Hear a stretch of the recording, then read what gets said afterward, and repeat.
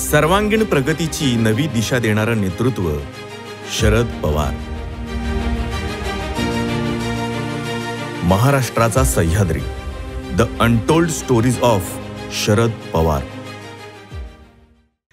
शेतकऱ्याच्या संपूर्ण कुटुंबानं फक्त शेतीवरच अवलंबून न राहता काहीतरी जोडधंदा करावा, उद्योग व्यवसाय नोकरीत जावं, म्हणजे शेतकऱ्यांचीही प्रगती होईल, असं शरद पवार नेहमी सांगत. शेती अधिकाधिक फायदेशीर बनवण्यासाठी ते नेहमीच प्रयत्नशील राहिले. त्यांनी अनेक कृषी आधारित उद्योग सुरू केले. त्याचबरोबर पुढच्या पिढ्यांचा विचार करून आणि राज्यातली जमिनीची पाण्याची स्थिती लक्षात घेऊन मुख्यमंत्री पदाच्या काळात शरद पवारांनी उद्योगांच्या विस्तारावरही भर दिला. त्यांनी स्थानिक तसेच परदेशातल्या उद्योजकांशी संपर्क वाढवला. या उद्योजकांना राज्यात गुंतवणूक करण्यासाठी प्रोत्साहन दिलं. त्यांच्यासाठी वेगवेगळ्या सवलती जाहीर केल्या. या काळात शरद पवारांनी मंत्रालयात रोज दुपारी 2 तास वेळ खास उद्योजकांना भेटण्यासाठी राखून ठेवला होता. उद्योजकांच्या प्रस्तावावर त्याच बैठकीत निर्णय घेण्यावर त्यांचा भर असे. 1978 मध्ये शरद पवार वसंतदादा पाटलांच्या मंत्रिमंडळात पहिल्यांदा उद्योगमंत्री झाले. तेव्हाच त्यांनी प्रत्येक जिल्ह्यात MIDC उभारण्याचं ठरवलं. त्या दृष्टीनं अभ्यासही सुरू केला. नंतरच्या काळात मुख्यमंत्री पदाची शपथ घेतल्यानंतर त्यांनी औद्योगिक विकासाचं विकेंद्रीकरण करून राज्यात समतोल साधण्यासाठी अनेक धोरणात्मक निर्णय घेतले. अगदी तालुका पातळीपर्यंत जाऊन MIDC उभारल्या. स्थानिकांना रोजगार उपलब्ध करून दिला. ठिकठिकाणी ITI सुरू करून त्या माध्यमातून उद्योग व्यवसायासाठी कुशल मनुष्यबळ तयार केलं. पवारांनी राज्यभरात पाताळगंगा, चाकण, जेजुरी, कुरकुंभ, रांजणगाव, नागोठणे, कुडाळ, रत्नागिरी, पालघर, शहापूर, सातपूर, अंबड, खामगाव अशा जवळपास 150 MIDC उभारल्या. औद्योगिकदृष्ट्या मागास असलेल्या विदर्भ, मराठवाड्याकडेही त्यांचं विशेष लक्ष होतं. उद्योजकांना प्रशिक्षण देण्यासाठी औरंगाबाद इथं उद्योजकता विकास केंद्र सुरू केलं. राज्यातली सर्वात मोठी औद्योगिक वसाहत त्यांनी नागपूर जवळच्या बुटीबोरी इथं सुरू केली. त्यांच्या पुढाकारातून उभी राहिलेली चाकण MIDC आज डेट्रॉइट ऑफ इंडिया म्हणून ओळखली जाते. टाटा मोटर्स, बजाज ऑटो हे आधीच पुण्यात होते, पण त्यांच्या प्रयत्नानं फियाट, महिंद्रा आणि Mahindra, general Motors, Volkswagen, Mercedes Benz अशा ऑटोमोबाईल क्षेत्रातल्या मोठ्या मोठ्या कंपन्या चाकणला आल्या. या कंपन्यांना आवश्यक ते पूरक उद्योग त्यांनी नाशिक, कोल्हापूर, औरंगाबाद, सांगली या भागात उभारले.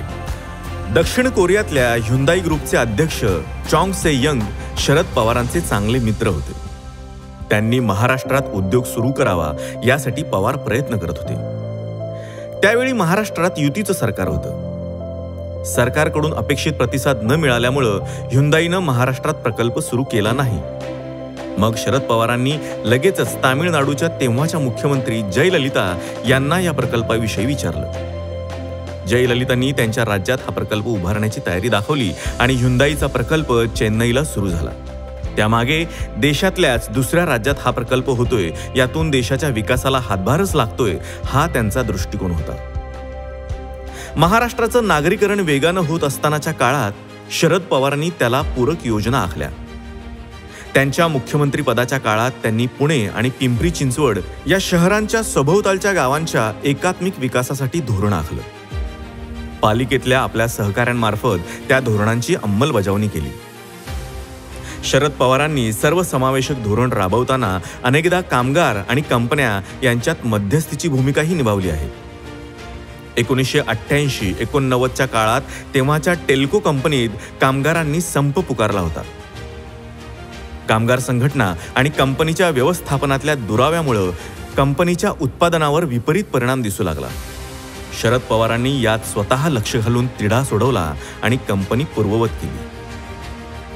राज्यभर औद्योगिकरण वाढवताना त्यासाठी लागणारे रस्ते, महामार्ग, रेल्वे, विमान सुविधा, वीज, पाणी पुरवठा अशा सर्व गोष्टींकडेही त्यांनी बारकाईनं लक्ष दिलं.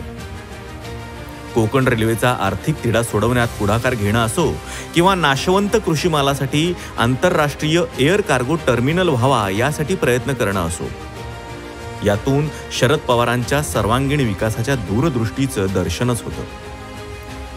त्यांच्या या कामगिरीची दखल राष्ट्रीय आंतरराष्ट्रीय पातळीवर घेतली गेली. देशात आर्थिक सुधारणा सुरू करण्यामध्ये पवार यांचे योगदान समान होते. फार थोडे राजकारणी औद्योगिक विकासाची काळजी घेतात आणि पवार त्यापैकी एक आहेत, अशा शब्दात माजी पंतप्रधान आणि अर्थतज्ञ मनमोहन सिंग यांनी शरद पवारांच्या कार्याचा गौरव केला आहे. आज महाराष्ट्रानं औद्योगिक विकासात जी गती घेतली आहे त्याची चाकं शरद पवारांच्याच काळात तयार झाली आहेत आणि त्यांनीच दाखवलेल्या विकासाच्या दिशेनं महाराष्ट्र प्रगतीची वाटचाल करतोय. महाराष्ट्राच्या सर्वांगीण विकासाच्या प्रगतीला दिशा देणाऱ्या या कणखर नेतृत्वाला सलाम.